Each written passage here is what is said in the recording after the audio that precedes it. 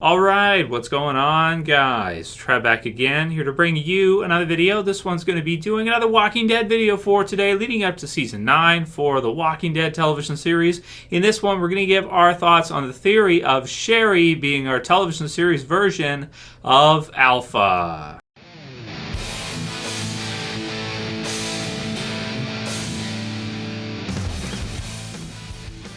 And spoiler warning, as per usual, if you are not cut up for The Walking Dead, which is up to The Walking Dead Season 8 finale. So I had to do this one, continuing along with our sort of whisper Easter eggs or things that are being included in the show now that we're at the end of Season 8, getting us set up for the next group of villains in The Walking Dead. For those of you guys who have read The Walking Dead comic book series, you know that the Whisperers are coming. It's coming for us, Rick says, as he points down towards the the huge herd that they can see on the Whisperer territory and the Whisperer land. So if you guys didn't see it, I did a video of things you missed from The Walking Dead Season 8 finale, where we go through all the different Whisper Easter eggs, with the biggest one, at least for me, being the Ouroboros, or as some people want to say, infinity symbol, in the letter to Dwight from Sherry. So it says honeymoon, and then you have the symbol for forever, or an Ouroboros, or what have you, an infinity symbol.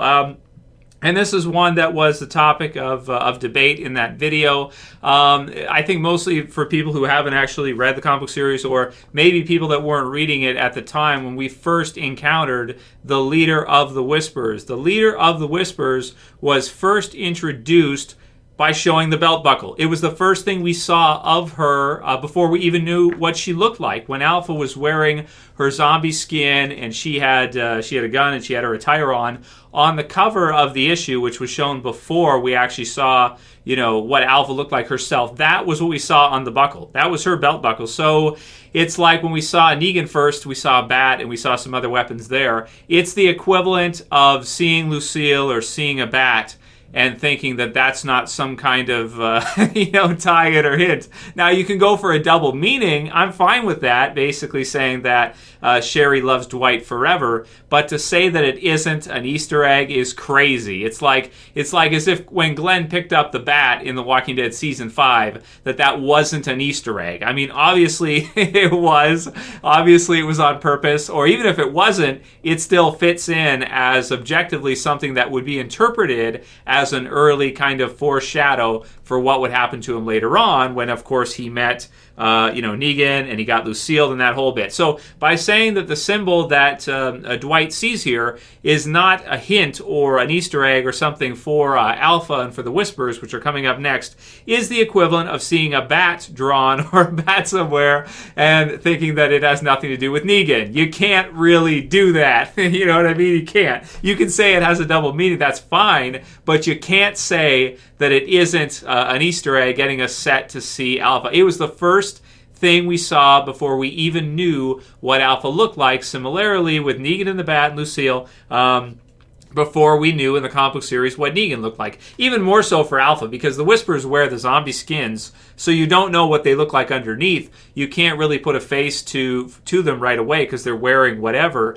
and you don't know which one the leader is because they're all wearing, at first we didn't know that Negan was the leader of the Saviors either. We got like some covers where you had a picture of a sledge, you had a picture of a chainsaw, you had a picture of a bat, and even Robert Kirkman said in interviews when he picked it out which one would be the weapon for Negan, he looked through them all, he saw the bat with the barbed wire, and he's like, that's it, that's the one. So even he didn't even really know when he was first coming up with these ideas and first creating this for the Walking Dead comic book series along with Charlie Adler. So it's the same thing for Alpha, and it adds a lot of credence to this theory that Sherry could be Alpha. Now, one of the criticisms I had, and I had said pretty much right away about this theory, is that one of the issues with it is, would she have enough time since she left the Saviors to sort of become some kind of leader of the Whisperers or get into the Whisperers and eventually be taken on as their leader, or start it somehow, kind of figure out the zombie skin idea on her own or something, or learn it from them and then kind of adopt it and then eventually move up in the Whisperer ranks. So it's really tricky to say, and whether or not you can see Sherry as a leader or as a major villain coming up in the series. In the comic book series, she became a major villain anyway, even though she wasn't the leader of the Whispers or affiliated with the Whispers. She just became a villain on her own by her own merit with what happened with the Saviors and everything like that later on. That has not occurred in the Walking Dead TV series yet, and may not occur depending on the actress and if she has other shows or whatever she's doing, because she's working on some other stuff right now, I believe, from what I've heard. So it's interesting stuff. It's an interesting idea. It certainly, for me, is Easter egg for the Whispers. Definitely what you see there.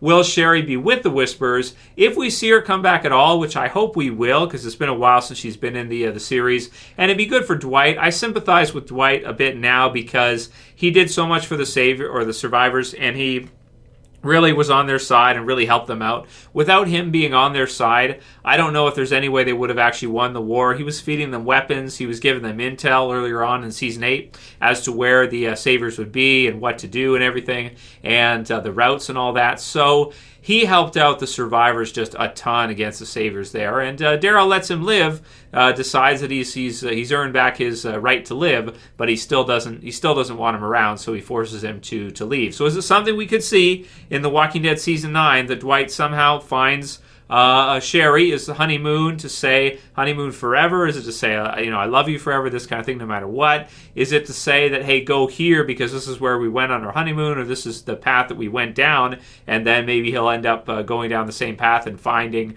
the Whispers? It could be.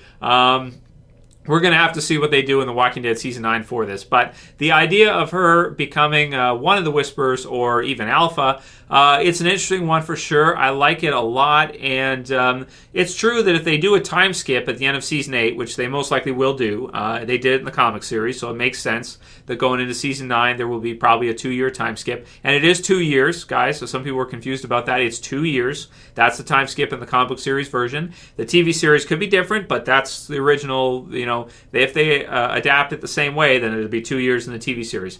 A couple years and a while in a war would probably be enough time, most likely, to become a full-on Whisper. I mean, if you think about how much our survivors changed in a couple years in the zombie apocalypse, I could see Sherry becoming a pretty badass leader at that point, with, of course, as well, Beta by her side to protect her. So we'll have to see if they include a Beta in there too with the Whisperers. So her as the main villain coming up next, based on what we saw from her prior, it doesn't seem to fit. But if you really think about it, and you think of Negan and how he was in the comic book series and what happened with him later, especially with him and Alpha and that, you look at that and you say, okay, that really makes sense. That's really something that you could probably see translated or adapted in a similar fashion. It fits pretty good.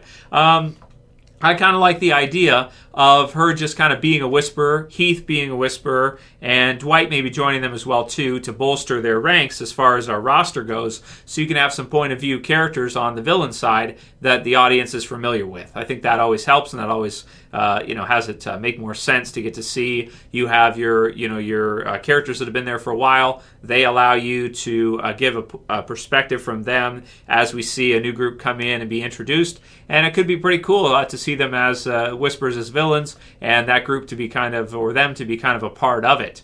SouthPaw ThaPoet says, Trev, I think Sherry would have enough time to become Alpha once you factor in the time skip. And that I agree. You're right. That actually is enough time. 2 years in a war, however long the war is. I haven't checked. I'd have to look it up to see. But 2 years in the war since the time she left would probably be enough time for her with some badass Beta that likes her by her side to take over and protect her and everything, because she's not going to be that much of a presence. But if you take some dude who's 6'7" or whatever and 320 pounds and you throw him beside her, it's like, would anybody really mess with her if she's like, kill that guy, and he's like, okay, you get the Mountain or somebody like that from Game of Thrones to come in and do it, or Rory McCann, who played the Hound. That'd be sweet, right, to play Beta. That would just be perfect. So we've done lots of videos on who should play Beta. Anyway, we're starting to get closer to that time, so we'll see.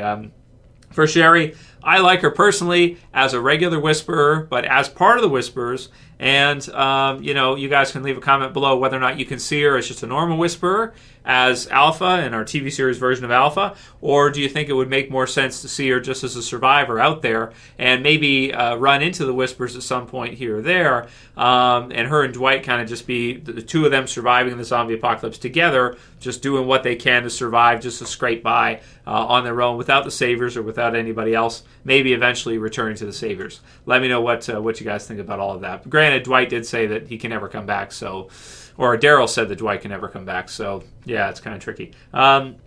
Next question will be from SacredSlaya, who says, I'm sad The Walking Dead is over. I can't wait to see next season. Season 9 with the Whisperers should be intense, and to see Alexandria built up again will be great. But now we can all watch and enjoy Fear until it returns. And it's true, man, and just to say, for Sacred and for everybody else here, I'm actually cool with The Walking Dead being over for a while right now. I'm tired. The war was a big thing, and to be honest, seeing that much action it's draining, right? Like, as you see all these episodes go through, you see all this stuff, you're kind of high tense all the time as you're watching all this stuff go through. You see Simon and Negan go at it, you see Simon wipe out the junkyard, you see Rick and the others go back and forth, Carl dying, all this stuff. It just kind of feels like, it's kind of nice that they've wrapped up this season. There's lots of content to watch. Like, you can go back. I can't wait until it comes out on Blu-ray because I'm going to buy it for sure for the lead scenes and stuff. But to go back and watch the season again is great because they just did so much this year that it's like you can go back and see things a different way and just kind of rewatch because they just did, they did a lot of stuff this year for sure. So yeah, for Sacred, I'm sad too that it's over, but at the same time, I'm kind of glad because I think we needed a break for a little while for Walking Dead.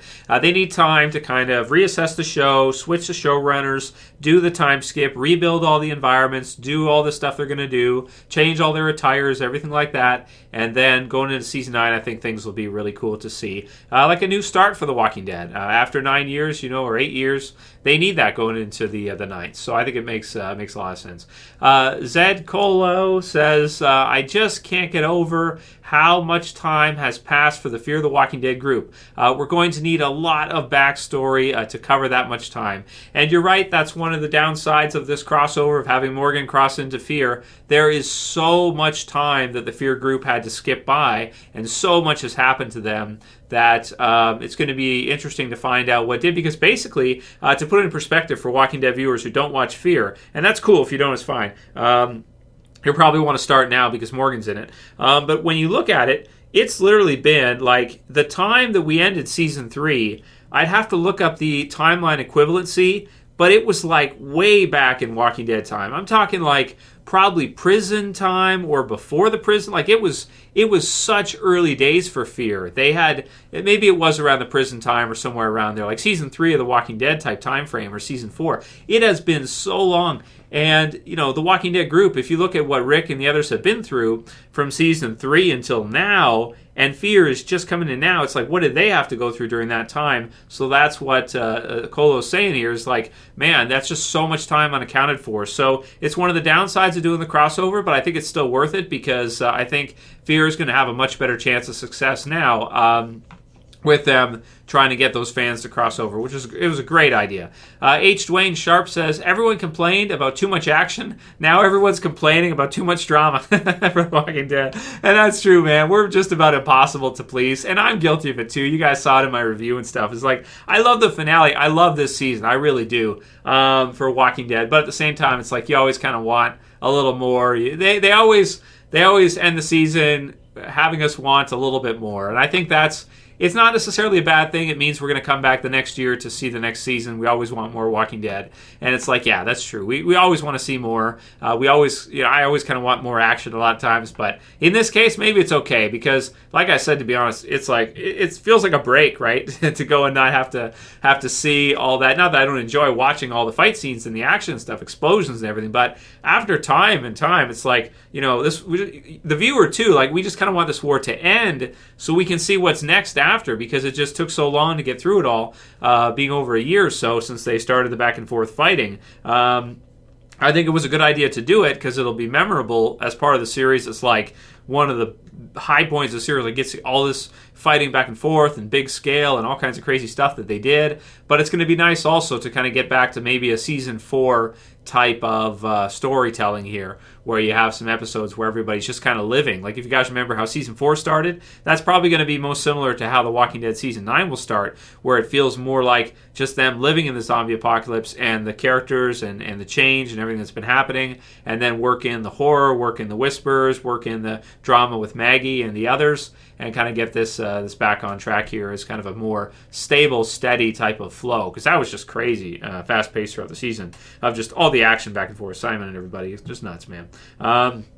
Robby Taylor says, Trev, it feels like we're riding on a yo-yo with this show. The conflict is internal, external, internal, external, internal, external. It's starting to get frustrating and boring. I love the show, but it is really getting redundant. I guess I'll try Fear and see if it's any better. And for Robby, and that's one thing the time skip is going to be good for. If any of you guys are feeling like it was getting a bit stale, the time skip is going to reinvent the show. Everybody's going to look different. Things are going to change. There'll probably be relationships, that maybe get more serious. Maybe with Michonne and Rick kind of becoming more serious there as a couple, possibly. Maybe even getting engaged or something. We'll see. Or possibly married at some point. We'll see. I don't know. We'll have to see what they do with it, but something like that. Maggie will have her baby, so that will change. The Sanctuary will be part of the Survivors now, so that will all change around. So it's going to be way different. They're going to change up a lot of things, and it's going to be cool, man. Based on the comic book series, based on a new beginning, believe me, don't give up, guys, because if you felt like the show was getting a bit redundant, they're going to change a lot of stuff next year. So it's going to feel, I think, like a new show. And to be honest, like if you look at this scene right here, here's a sword fight, right? When have we seen a sword fight in The Walking Dead like that? Michonne has a few little quick things. But when have we seen like Game of Thrones type stuff? Like look, he's wearing like armor and everything, Kingdom type armor and the whole bit, and it's got the sword, and it's like a to the death type of sword battle. Horses and all that. It's going to be different. So it's going to be cool. The herds will be bigger. Everything's going to be bigger, man. So look forward to it, Robby. I'm telling you right now, if you think the show's been getting redundant, like I said, it's not a bad thing. They're wrapping up the season now, and we're going to get to see a new, fresh Walking Dead next year. And I think that's probably good for today. Why don't we call it here for today, guys? Let me know what you think. Leave your comments below, and of course, have a new video for you guys tomorrow. If you like this one, as per usual, leave a comment and leave a like. Like it below, share favorite, and if you're new and you want to subscribe to the channel, I would appreciate it, and you can do it. You can subscribe at the bottom left. That's it for this one. I'll see you guys again soon for another Walking Dead video. As always, it's Trev, and I'm saying peace. Later, guys. See you soon.